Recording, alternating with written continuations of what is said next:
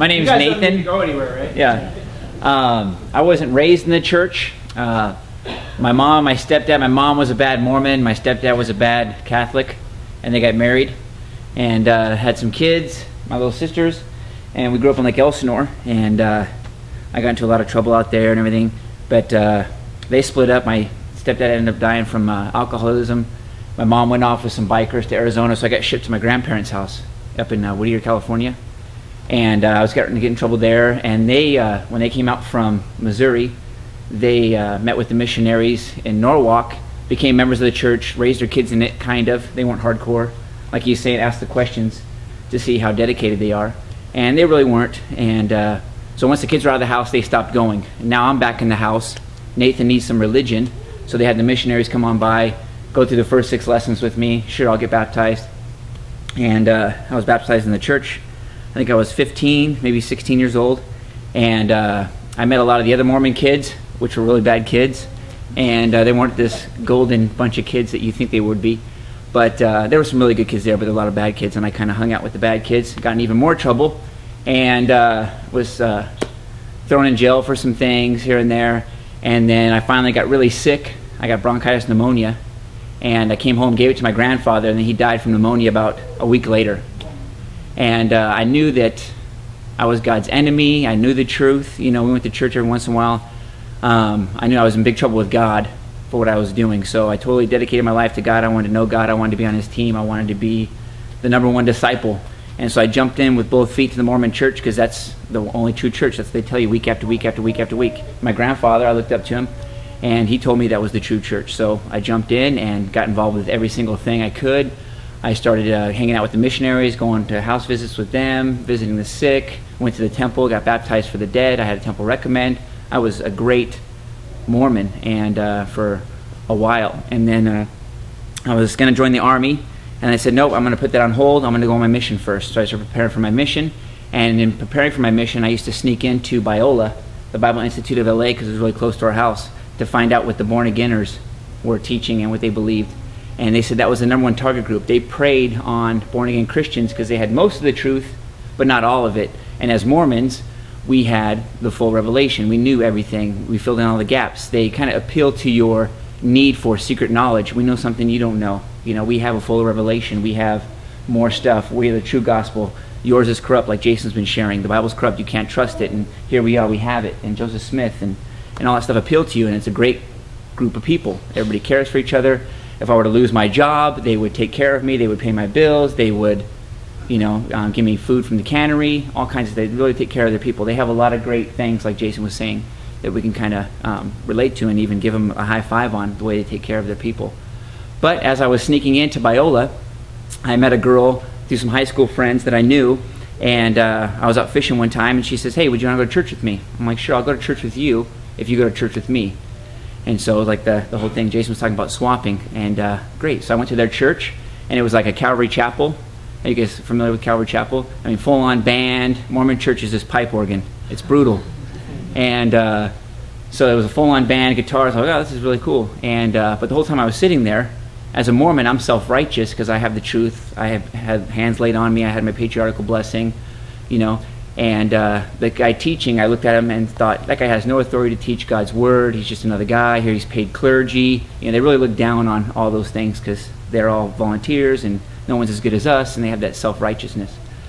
But I really liked it, and so I went on their Monday night to their college group, and then I was talking more and more with this girl. I was sneaking into Biola, and some of her friends were going there, and there was a girl there that was going to Biola. She grew up in Salt Lake City, and she knew exactly how to witness to a Mormon, and she had all these great questions for me. And I'd only been a good Mormon for a couple of years, so I'd write all these questions down because I'm getting ready to go on my mission. I want to have an answer for everybody, and I'm the one true religion, so why should I not have an answer for all these things? I can fill in all the gaps.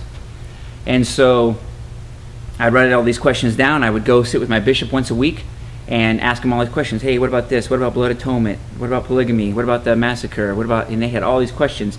And he would answer some of my questions, and some questions like, well, we just don't know, or this or that. And then finally he got to the point, maybe 2 or 3 or 4 weeks of that, stop hanging out with them, stop asking questions, stop, getting all these questions. I don't know, we don't, just stop it. and I thought that was kind of strange. So I built a relationship with a lot of these kids, and so I was still going there, still going to their church. And by the way, that girl never came to my church. She totally lied. And then I married her like 6 years later. So the more and more I hung out with the Christians, and they had great questions, and I'd go home and search these things out myself. And then when I was hanging out with the LDS, I would lean towards their way because it's a great community, great family. This is exactly what I was looking for. They really cleaned me up. And I'd go back and forth. And finally, I stayed home for a couple of weeks. And it was just before I stayed home a couple of weeks, they rented God Makers and showed me this same video. I'm like, what? They don't teach that. What?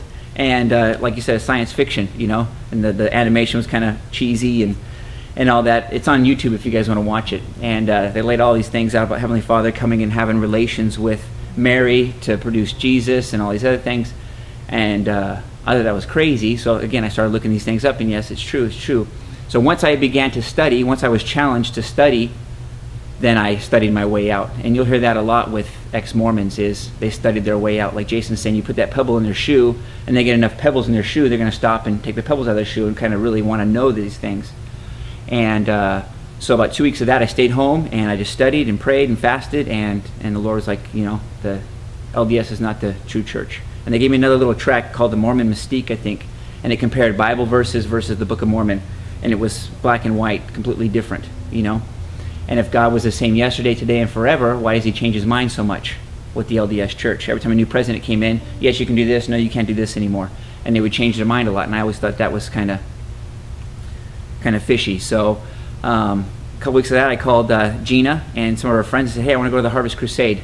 And I was like the first person down there. I even brought one of my neighborhood kids. Hey, let's go hear the gospel. And I wanted to be a friend of God and to have my sins forgiven and to be on his team because I'd led such a bad life, leading to the death of my grandfather and everything. So I was like the first person down there. I put my faith in Jesus. I started going to church every time the doors were open. And shortly after that, they hired me as the custodian there. I was there all the time. I was going on trips to Mexico, all these different things. And it was really cool to see that the paid clergy. Every time I went to the young adult study, I thought it was just some guy from the construction class, but he was a construction worker. He was an actual pastor and got to do that all his whole life. And I said, I want to do that. I want to be able to share the gospel with people all the time. So now I'm the children's pastor at Rancho Baptist Church in Temecula, and we go up to Utah a couple times a year with the college group and with our everybody else group, with junior hires to old people. Just kidding. And we really have a heart for Mormons. Like you said, it's a great mission field. In Temecula alone, we have 10 stake centers within 10 miles from our church. We run into LDS everywhere. And this whole thing with Mitt Romney now and all that, we really need to be educated with the LDS church and show them in love that they're not Christians, that they are in big trouble with God, that they're not going the right way. So for me, it was information. Give me information I want to know and to study. Somebody else, it might be something else. You don't know what it's going to be. So it's good to study all these different things because you never know what's going to be that pebble that finally makes them stop, take off their shoe, and really start investigating. So thanks.